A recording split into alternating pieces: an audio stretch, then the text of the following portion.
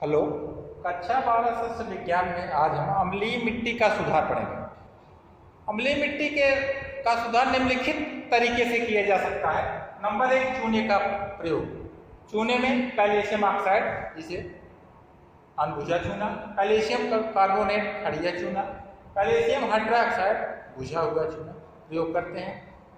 जब अनबुझे चूने का प्रयोग करते हैं, जो कोलाइड कॉम्प्लेक्स या मृदा कणों पर यह चायन आते हैं, जब कैल्शियम ऑक्साइड का प्रयोग करते हैं तो हाइड्रोजन क्या होता है, प्रतिस्थापित हो जाता है, उसके स्थान पर कैल्शियम आ जाता है और हाइड्रोजन ऑक्सीजन की सक्रिय करके पानी का निर्माण करता है। दूसरा है calcium carbonate, calcium chloride complex पर चिपक जाता है और हाइड्रोजन कार्बोनेट से क्रिया करके जल और कार्बन डाइऑक्साइड का निर्माण करता है। तीसरा रिएक्शन है कैल्शियम हाइड्रोक्साइड, कैल्शियम हाइड्रोजन को प्रतिस्थापित कर देता है, उसके स्थान पर और हाइड्रोजन क्या होता है, OH से क्रिया करके 2H2O पानी का निर्माण करता है। दूसरा है क्षारीय उर्वरकों का प्रयोग। अम्लीय भूमि में ऐसे उर्वरकों का प्रयोग करते हैं जो भूमि पर क्षारीय गुण छोड़ते हैं, जैसे सोडियम नाइट्रेट, कैल्शियम नाइट्रेट आदि का प्रयोग करते हैं, जिससे कि भूमि पर क्षारीय प्रभाव डालते हैं, जिससे कि फलस्वरूप भूमि का pH बढ़ते बढ़ते 7 और उदासीन तक पहुंच जाता है, जिससे कि अम्लीय मिट्टी का सुधार हो जाता है। अम्लता रोधी फसलें। अम्लीय मिट्टी में ऐसी फसलों की बुआई करते हैं जो कि अम्लता को सहन कर सकें, वृद्धि और विकास कर सकें और अधिक से अधिक पैदावार दे सकें, जिसमें धान, अलसी, राई, मक्का, आलू और शकरकंद आते हैं जो अम्लीय गुण को सहन कर सकते हैं। समुचित जल निकास। और देख लिया, अम्लीय मृदा का निर्माण अधिक वर्षा वाले क्षेत्रों में होता है। यदि भूमि की ऊपरी सतह से आवश्यकता से अधिक पानी को निकाल देंगे तो भूमि की ऊपरी सतह से धन आयन रिश्क के निचली सतहों पर नहीं जा पाएंगे और ऊपरी सतह पर धन आयनों की कमी नहीं हो पाएगी, जिससे मिट्टी अम्लीय नहीं हो पाएगी। पौधों पर अम्लीयता का प्रभाव। अगर अम्लीय मिट्टी में है तो पौधों पर क्या प्रभाव पड़ेगा। नंबर 1, पोषक तत्वों की पर्याप्तता में कमी, उपलब्धता क्या करें। नाइट्रोजन, फास्फोरस, पोटाश जो प्रमुख पोषक तत्व होते हैं जो पौधों को 6.5 से लेकर 7.5 pH मान पर आसानी से उपलब्ध हो पाते हैं। अगर 7 से कम pH मान रहता है तो ये मुख्य पोषक तत्व पौधों द्वारा अवशोषित नहीं किए जा सकते हैं।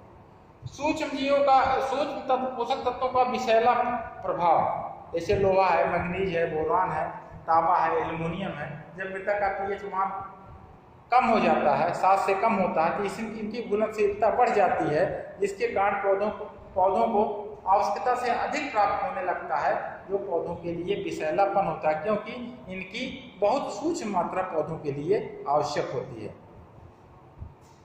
पौधों के जड़ों के ऊतक में या आयन की अधिकता के कारण जड़ों के सड़ने गलने की संभावना बढ़ जाती है।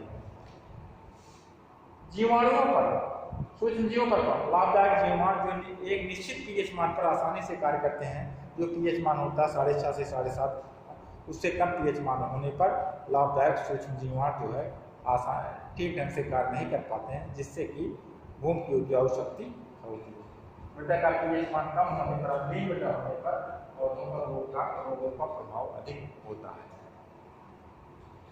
अम्लीय मृदा होने पर अम्ल और क्षारों के बीच आयनों के बीच जो संतुलन होता है वो खराब हो जाता है, क्योंकि भूमि की ऊपरी सतह पर ऋण आयन अधिक हो जाते हैं, धन आयन की कमी हो जाती है, जिसके कारण मृदा क्या होती है, अम्लीय हो जाती है।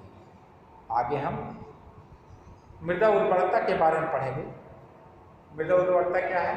पौधों को पर्याप्त मात्रा में उचित अनुपात में पोषक तत्व प्रदान करने की मृदा की क्षमता को मृदा उर्वरकता कहते हैं, अर्थात मृदा की आंतरिक क्षमता को ही हम मृदा उर्वरकता कहते हैं। यदि मृदा के अंदर सभी आवश्यक पोषक तत्व पर्याप्त मात्रा में तथा उचित अनुपात में उपस्थित होती है तो वह मृदा उर्वर कहलाती है। दूसरा होता है उत्पादक मृदा। निश्चित प्रबंधीय क्रियाओं के माध्यम से मृदा की प्रति हेक्टेयर उपज देने की क्षमता को हम क्या कहते हैं, मृदा उत्पादकता कहते हैं। उत्पादक मृदा के लिए मृदा उर्वरक होना आवश्यक है, लेकिन यदि कोई मृदा उर्वरक है और उसमें सिंचाई की सुविधा अन्य चीजें नहीं है तो वह मृदा उत्पादक नहीं हो सकती है। इसलिए अगर मृदा उत्पादक है, अधिक प्रति हेक्टेयर अधिक उपज दे रही है, तो उसका मृदा का उर्वरक होना आवश्यक है। यदि मृदा उर्वरक है तो ये नहीं कहा सकता है कि वह मृदा उत्पादक है होगी, क्योंकि उसमें होने वाली प्रबंधकीय क्रिया जैसे खाद, बीज, कीटों, जुताई, गुड़ाई आदि अगर उचित मात्रा में नहीं किया गया तो भूमि में आवश्यक पोषक तत्व उपलब्ध होने के उपरांत भी प्रति हेक्टेयर उपज अधिक नहीं प्राप्त होती, अर्थात वह मृदा उत्पादक नहीं हो सकती है। इसलिए मृदा उर्वरकता को प्रभावित करने वाले कारकों में भू परिष्करण है।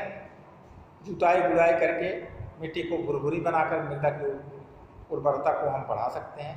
मृदा नमी, मृदा में पर्याप्त नमी है तो बीजों का अंकुरण होगा, सूक्ष्मजीव अच्छी तरह कार्य करेंगे और इसके बाद और जब उसमें पोषक तत्वों की उपलब्धता बढ़ेगी जिससे पौधे वृद्धि और विकास करेंगे। उचित जल निकास, भूमि में आवश्यकता से अधिक पानी को बाहर निकालने की क्रिया को हम क्या कहते हैं, जल निकास कहते हैं। और उचित जल निकास करके हम क्या करेंगे, भूमि की उपजाऊ शक्ति को हम सुरक्षित रख सकते हैं। फसल चक्र, फसलों को हेर फेर कर बोना फसल चक्र कहलाता है, जिससे कि भूमि की उपजाऊ शक्ति में उर्वरा शक्ति में बढ़ती होगी। दलहनी के बाद बिना दलहनी फसलों को बोना। कार्बनिक खाद जैसे गोबर की खाद, कंपोस्ट खाद आदि खादों के प्रयोग करने से भूमि की उर्वरा शक्ति में वृद्धि होती है। रासायनिक उर्वरकों का प्रयोग करने से भूमि की उपजाऊ शक्ति में वृद्धि होती है। भूमि के सुधारक जिप्सम पाइराइट का प्रयोग करने से विभिन्न प्रकार के पोषक तत्व प्राप्त होते हैं तथा भूमि की लवणीयता क्षारीयता में सुधार होगा।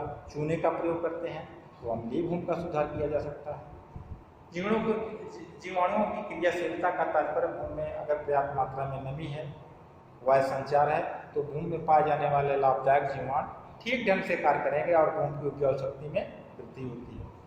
खरपतवार नियंत्रण, खेत में अनावश्यक उगने वाले पौधों को हम खरपतवार कहते हैं, जो फसलों को देने जाने वाले खाद और पानी को ग्रहण अधिक मात्रा में ग्रहण कर लेते हैं, फसलों को प्राप्त नहीं होता। इन खरपतवार अवांछनीय पौधों को निकाल देते हैं तो हम क्या करते हैं, भूमि की उर्वरा शक्ति को बनाए रख सकते हैं। और साथ ही साथ सिंचाई के समुचित तरीके, आवश्यकता अनुसार ही पानी देना, पौधों को इतना ही पानी फसलों को मिले जितना उनकी आवश्यकता है और उचित मात्रा में उचित समय पर देने पर भूमि की उर्वरा शक्ति को हम बढ़ा सकते हैं। मृदा कटाव पर नियंत्रण किया जाए। यदि मृदा कटाव को विभिन्न जल द्वारा, वायु द्वारा होने वाले कटाव को हम नियंत्रित करते हैं, क्योंकि मृदा कटाव के माध्यम से उपजाऊ भूमि क्या होती है, कटकर बह जाती है, हवा के साथ उड़ जाती है। अगर इसको हम नियंत्रित करेंगे तो भूमि की उर्वरा शक्ति बनी रहेगी। आज हम केवल यहाँ तक अध्ययन करेंगे, अगले दिन हम गोभी वर्गीय फसलों का अध्ययन करेंगे। धन्यवाद।